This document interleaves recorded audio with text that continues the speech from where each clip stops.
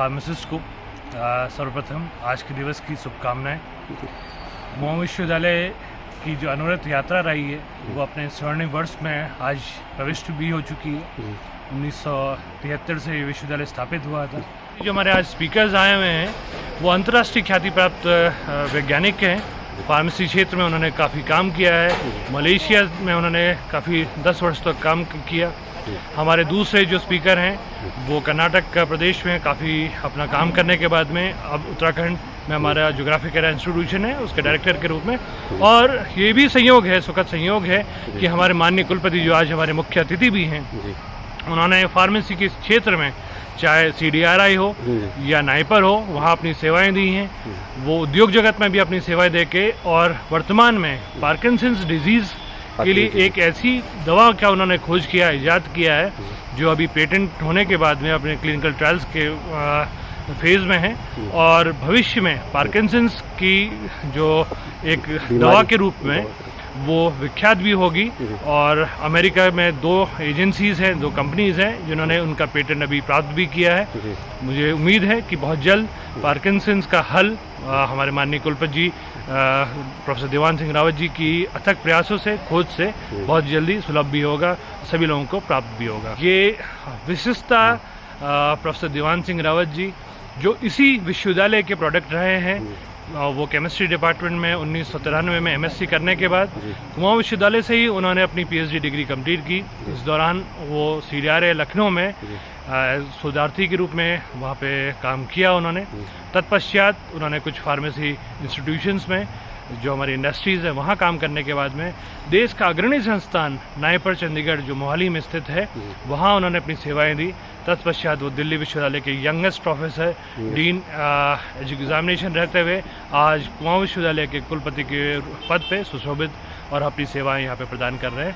ये सब उन्हीं के अथक प्रयासों का एडमिनिस्ट्रेटर के रूप में भी, लेकिन जो उन्होंने काम एज ए साइंटिस्ट किया है वो परिलक्षित होता है इस दवा के निर्माण के साथ में।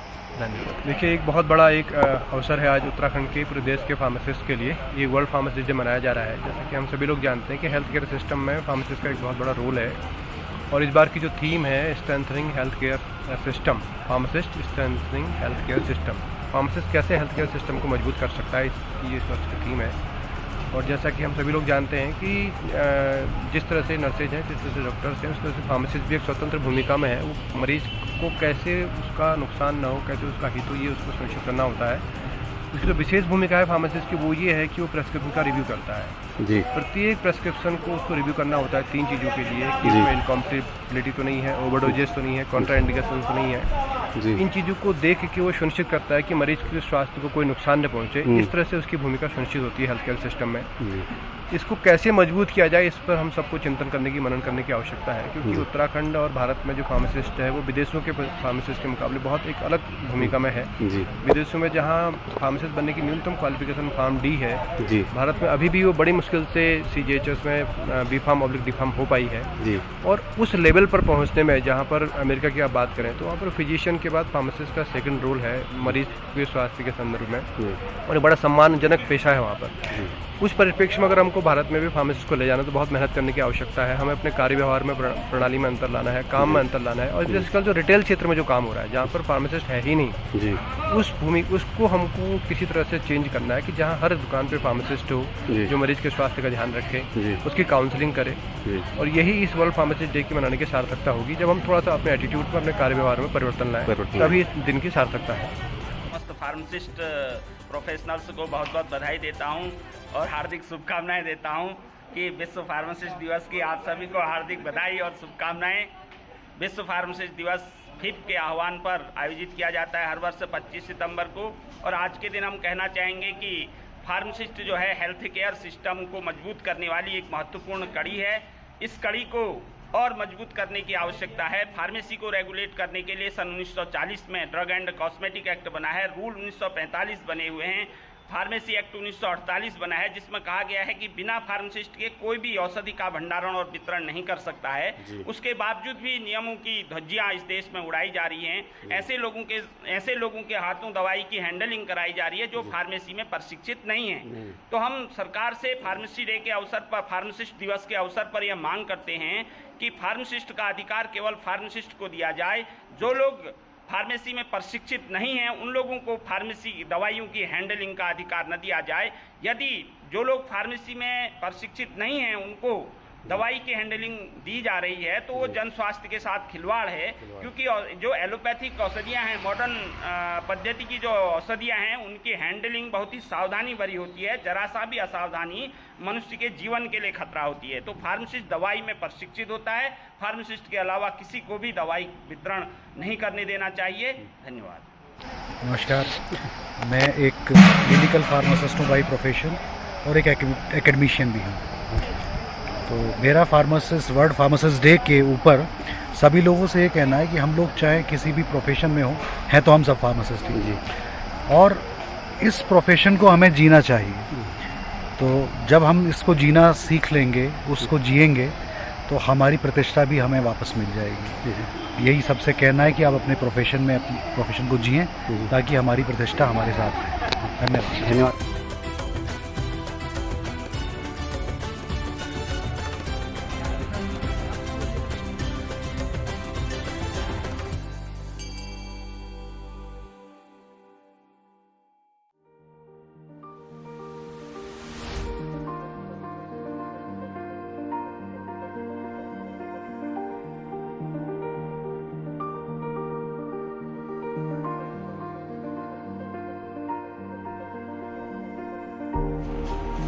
ओम शुभम करोति कल्याणम आरोग्यम धन संपदा शत्रु बुद्धि विनाशाय दीप ज्योति नमस्ते। I fold my hands before the light that brings prosperity.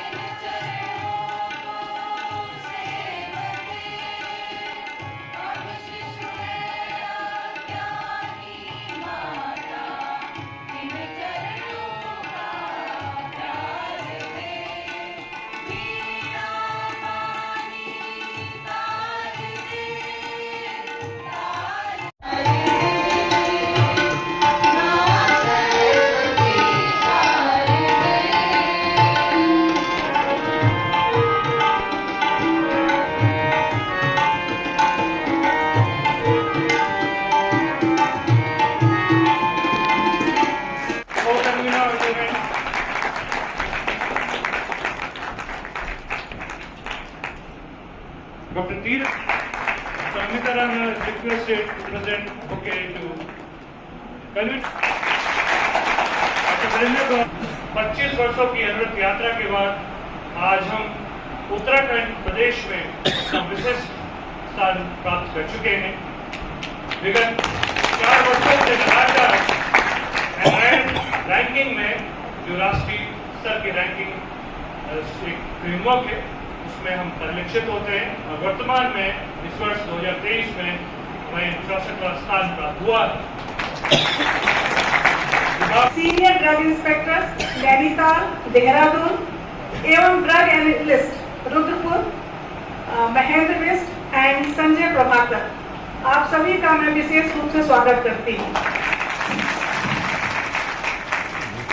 परिसर के हमारे समस्त शिक्षक, हमारे कर्मचारी, उपस्थित सभी मीडिया कर्मी और यहाँ पर उपस्थित समस्त गणमान्य अतिथि तथा आज की प्रसिद्ध श्रीमती अनीता भारती, श्रीमती मीनाक्षी बिष्ट, उत्तराखंड सरकार के खाद्य एवं औषध विभाग के अधीन वरिष्ठ औषधि निरीक्षक के पद पर कार्यरत हैं, और श्री महेंद्र बिष्ट एवं संजय प्रभाकर उत्तराखंड सरकार के खाद्य एवं औषध विभाग के अधीन वरिष्ठ औषधि विश्लेषक जैसे महत्वपूर्ण पदों पर कार्यरत हैं। और ये भी सभी उल्लेखनीय राज्य विभाग की उपलब्धियों के प्रत्यक्ष उदाहरण हैं।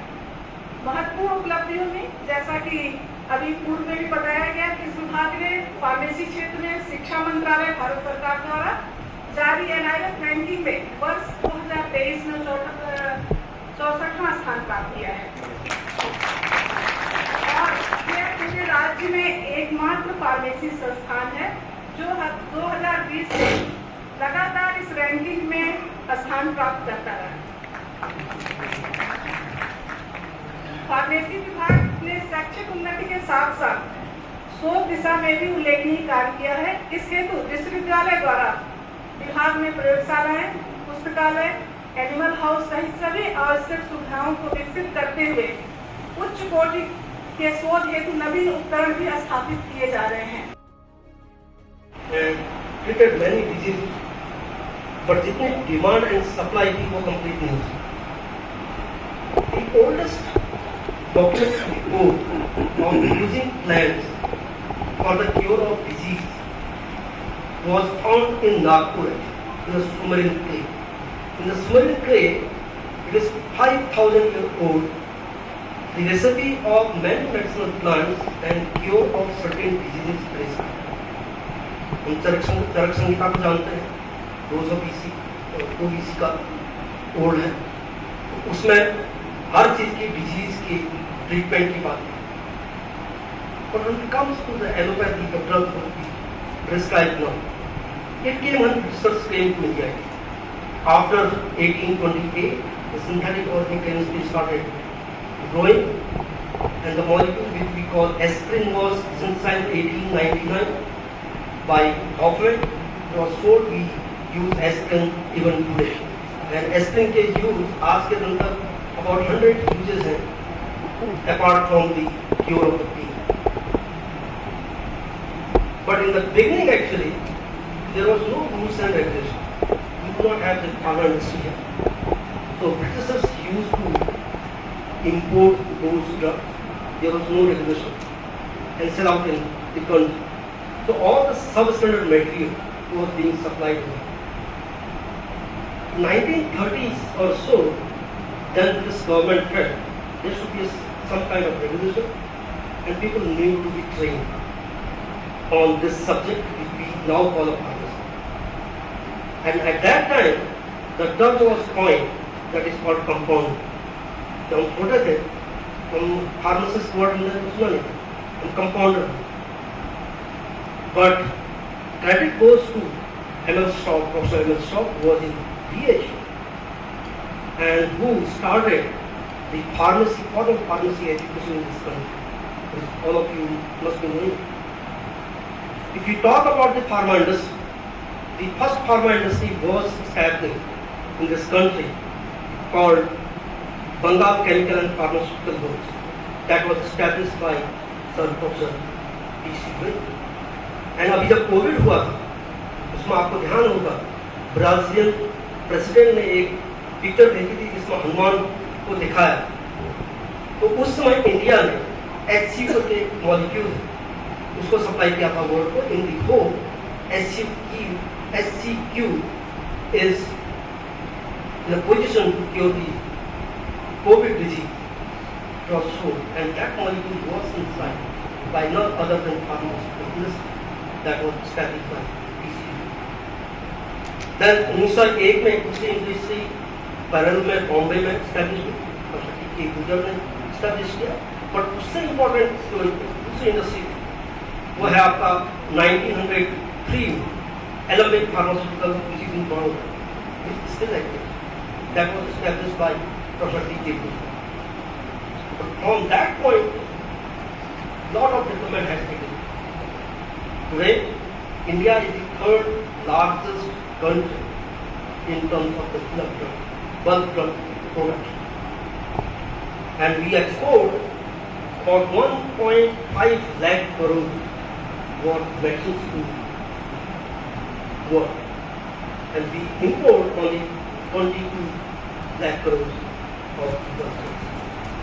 So we have made substantial growth in this area, and the pharmaceutical industry contributes about 1.7% to the GDP of this country, and it is still growing.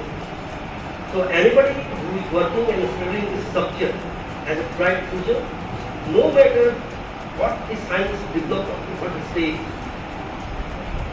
we will always use a molecule that can treat the disease. अभी जब हम लोग को समझ नहीं आता कि क्या हो सकता है अगर कोई चीज़ हमारे पास न हो, क्योंकि हम लोगों ने वो कठिनाइयाँ देखी. जब अभी कोविड हुआ क्या हालत हो गई, पूरा world sees against one simple white because we do not have any drug molecule which can treat them. At that time, we came to our rescue because these people and the doctor who saved countless lives during that time. But when you talk about the penicillin discovery in 1940, early 1940, उससे पहले कोई भी bacterial infection होता था उसको कोई दवाई नहीं. If you just Google and see the penicillin से पहले क्या कोई भी छोटा सा बैक्टीरियल इन्फेक्शन होता था वही होता था कि Covid. Penicillin opened the way how the medicinal chemistry should be developed, how it can help the human race. Today we are at a point where the average life has gone over 6 years in India. In Japan it is 86 years. So this branch has contributed immensely, and I congratulate and appreciate the efforts of all of the people.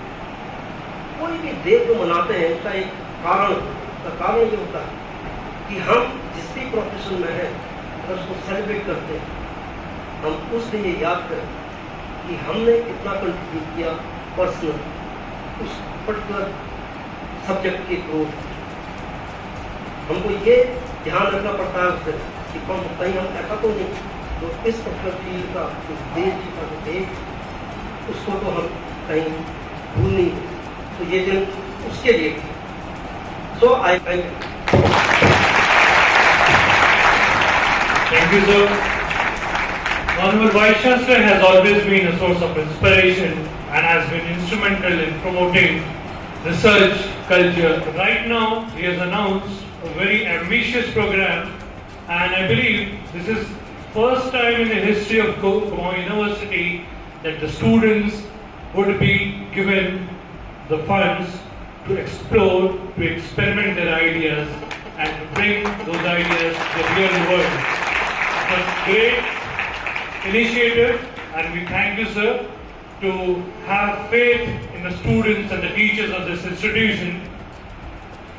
You have been generous in providing the fillip for the holistic growth of this department and the other departments of the university, and I believe that under your mentorship, we will all contribute collectively and meaningfully in the growth of this university.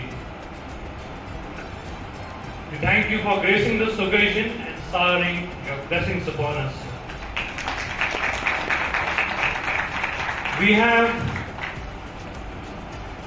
pharmacists who have represented this today's program coming from remote areas, District Pithoragarh, District Bageshwar, Almora, even from Dehradun. We welcome all of you to this program and hope the meaningful discussions that we'll have shortly would be definitely beneficial for both for you and us. I would like to invite Professor L.K. Singh Sir, Director, Deendal Campus, for his presidential address. Professor L.K. Singh Sir.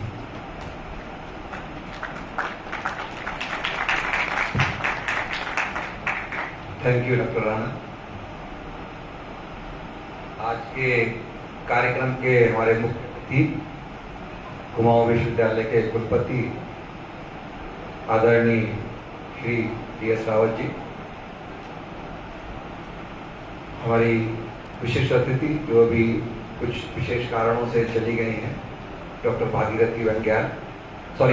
Bhagirathi Joshi, CMO Nainital district, professor Upadhyay dean technology, professor Anita Singh head pharmacy, professor Amit Joshi head management, professor Tapan Nainwa head biotechnology, and doctor Archana co-convener of this today's program. सर्वप्रथम आप सभी को इस परिसर की ओर से world pharmacist day की बहुत बहुत बधाइयां एवं शुभकामनाएं। अभी आपके सम्मुख हमारे कुलपति जी के बारे में डॉक्टर राणा ने काफ़ी बातें बताई। एक दो चीज़ें मैं उनमें और जोड़ना चाहूँगा। हमारे कुलपति जी जिस प्रकार एक बहुत सुदूर क्षेत्र से उठकर अंतर्राष्ट्रीय स्तर पर अपने आप को पहुंचाया है, उसमें उनके द्वारा जो अंतर्राष्ट्रीय ख्याति प्राप्त कार्य किए गए हैं, केवल उनका ही योगदान नहीं है, उतने ही अच्छे वो इंसान भी हैं। जो अभी तक जो मैंने जाना है, लगभग 2 महीने से उनके संपर्क में आया हूँ, जिस तरीके से वो अपने कामों के लिए, बच्चों के कामों के लिए जिस तरीके से बहुत क्विक डिसीजंस लेते हैं, ये उनके एक अच्छे व्यक्तित्व का, एक अच्छे पर्सन होने का बहुत बड़ा सबूत है, जो हम सब लोग देख रहे हैं। कुछ ही दिनों के अंदर जो है एक वातावरण में हमारे परिवर्तन परिलक्षित हो रहा है।